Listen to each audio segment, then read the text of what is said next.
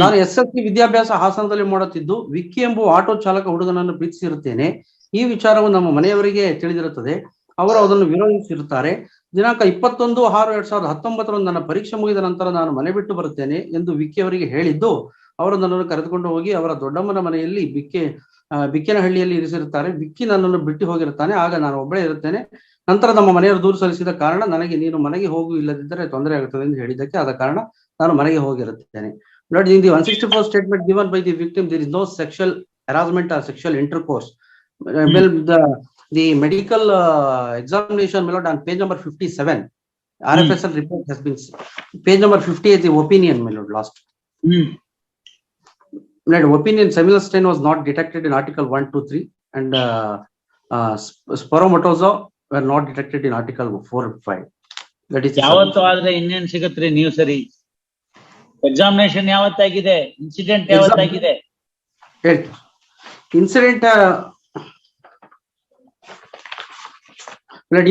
Incident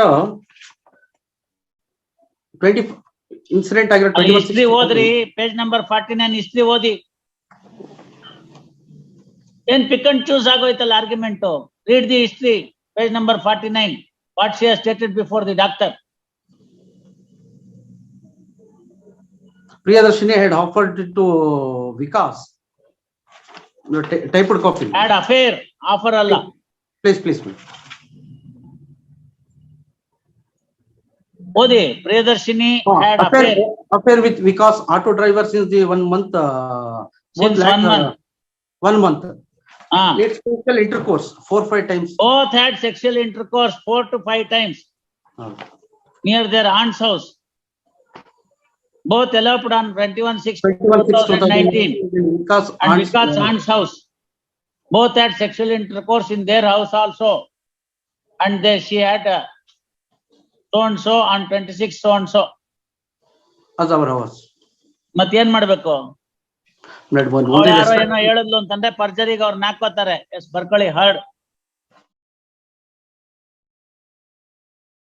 time ಕೊಡಕ್ ಬರೋದಿಲ್ಲ ವಕೀಲ್ರ, ಅದ್ ಮಾತ್ರ ಎಕ್ಸ್ಟೆನ್ಷನ್ ಆಗುತ್ತೆ. ಇಲ್ದರೆ ಇದು ಕೊಟ್ಟಿದ್ದು ದಂಡ ಆಗ್ಬಿಡುತ್ತೆ.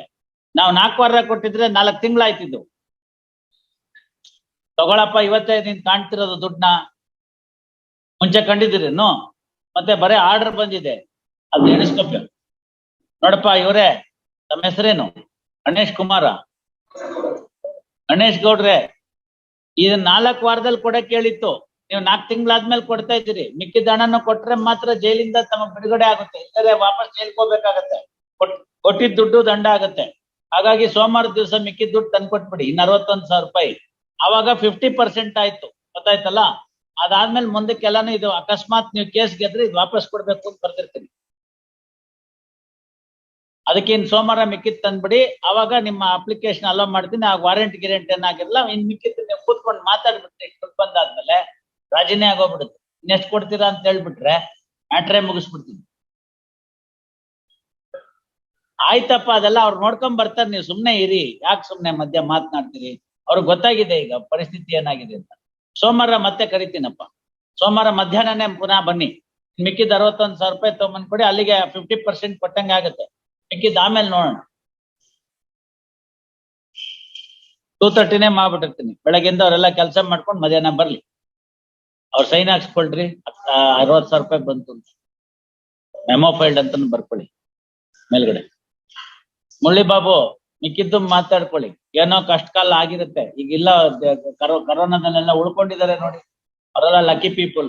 ಮುಂದೆ ಏನೋ ಕಷ್ಟ ಸುಖ ಎಲ್ರಿಗೂ ಬಂದಿರುತ್ತೆ. ಕೂತ್ಕೊಂಡು ಇನ್ ಮಿಕ್ಕಿದ್ದಕ್ಕೂ 4 ತಿಂಗಳು 6 ತಿಂಗಳು ವರ್ಷನೋ ಏನ್ ಬೇಕು ಟೈಮ್ ಕೇಳಿದ್ರೆ ಕೊಡ್ಸ್ಬಿಟ್ಟು ಮ್ಯಾಟ್ರೇ ಕ್ಲೋಸ್ ಮಾಡ್ಬೇಡ. ಅವ್ರಿಗೂ ಪಾರ್ಟಿಗೆ ಬರಕ್ ಹೇಳ್ತೀನಿ ನೆಕ್ಸ್ಟ್ ಟೈಮ್. ನಿಮ್ ಪಾರ್ಟಿನೂ ಕರ್ಸ್ಬಿಡ್ರಿ, ಸೋಮವಾರ ಕರ್ಸ್ಬಿಡಿ, ಮ್ಯಾಟ್ರೇ ಮುಗಿಸ್ಬೇಡ. ಎಸ್, ಮಗು ಮಾರಾಟ ಮಾಡ್ಬಿಟ್ಟಿದ್ದಾಳಲ್ಲ ಅವಳು. ಆಮೇಲೆ ಅವ್ರ ಚೈಲ್ಡ್ ಪ್ರೊಟೆಕ್ಷನ್ ಆಫೀಸರ್ ಗೊತ್ತಾದ್ಮೇಲೆ ವಾಪಸ್ ತರ್ಸ್ಕೊಂಡು ಕೊಟ್ಬಿಟ್ಟಿದ್ದಾಳೆ. ಸೊ ಯಾರ ಹತ್ರ ಹೋಗಿತ್ತು, ಯಾರ ಹತ್ರ ಬಂತು ಎಲ್ಲ ಅವಳಿಗೆ ಗೊತ್ತಿದೆ. ಹೋಗ್ಲಿ ಬಿಡ್ರಿ. She also later appear before the IO and what investigation you want. Already the child is recovered. ಕಸ್ಟಡಿನಾ ಮತ್ ಇನ್ಯಾಕ್ರಿ ಅವಳೆ ಕಂಟಿನ್ಯೂಷನ್ ಯಾಕೆ? ನೀವೇನಾದ್ರು ಪೊಲೀಸ್ ಕಸ್ಟಡಿ ಬೇಕಾಗಿತ್ತ? ತಗೊಂಡಿದ್ದೀರಾ? ಏನಿಲ್ಲ. ಆಯ್ತು, ಅದಕ್ಕೋಸ್ಕರನೇ ಹೇಳಿದ್ದು. ಆಯ್ತು, ಅವಳೇನೋ ಮಾಡಬಾರ್ದು ಕೆಲಸ ಮಾಡಿದಾಳೆ. ಇವಳು ಜಬೀನಾ ಯಾರು? ಮೊಹಮ್ಮದ್ ಆಸಿಫು ಅಲ್ರಿ ಇವ್ರು ಯಾಕ್ರಿ ತಗೋತಾರೆ ಹಿಂಗೆಲ್ಲ ಮಕ್ಕಳನ್ನ? ಹೆಣ್ಮಗು ಆದ್ರೆ ತಗೊಂಡೋಗ್ತಾರೆ, ಒಪ್ಕೋತೀವಿ. ಹೆಣ್ಮಗಳ್ ತಗೊಂಡೋಗ್ತಿರೋದು ಇದೇ ಮೊದ್ಲು. ಹಂಗೆಲ್ಲ ಆಯ್ತು ಅಂತಂದ್ರೆ ಬಹಳ ಕಷ್ಟ. ಹೆಣ್ಮಕ್ಳನ್ನ ಯಾಕೆ ತಗೊಂಡೋಗ್ತಾರೆ ಅಂತ ಗೊತ್ತಿರ್ಬೇಕು ನಿಮ್ಗೆ. ಸ್ವಲ್ಪ ದೊಡ್ಡದ್ ಮಾಡಿ ಕರೆಕ್ಟ್ ಆಗಿ ಎಲ್ಲಾರು ಮಾರಾಟ ಮಾಡ್ಬಿಡಕ್ಕೆ. ವೆರಿ ಡೇಂಜರಸ್ ಸಿಚುಯೇಷನ್ಸ್ ಇವೆಲ್ಲ.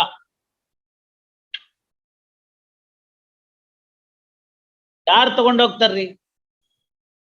ಈ ಆಸ್ಪತ್ರೆನವ್ರು ಏನೋ ಇದ್ರಲ್ಲಿ ಇನ್ವಾಲ್ವ್ಮೆಂಟ್ ಇರ್ಬೇಕು. ಆಸ್ಪತ್ರೆಯವ್ರ ಏನಾರು ಇನ್ವಾಲ್ವ್ಮೆಂಟ್ ಇದ್ದಾರಾ? ಏನ್ರಿ PP ಅವ್ರೆ?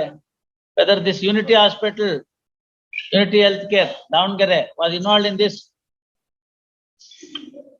ನರ್ಸೋಗ್ಲೇ ಹೆಂಗ್ ಮಾಡ್ತಾರ್ರಿ? ಅಲ್ಲಿ ಹುಟ್ಟಿದ ಮಗು ಎಲ್ಲೋಯ್ತು ಅಂತ ಕೇಳಲ್ವಾ ನಾಳೆ ಬೆಳಗ್ಗೆ?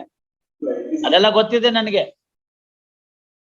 BCC ತೊಟ್ಟಿ ಮುಂದೆ ಇಡೋದ್ರ ಬದಲು ಇಲ್ಲೇ ಕೊಟ್ಬಿಟ್ಟಿದ್ದಾರೆ ಅಷ್ಟೇ. ಹೋಲಿ ಬಿಡ್ರಿ.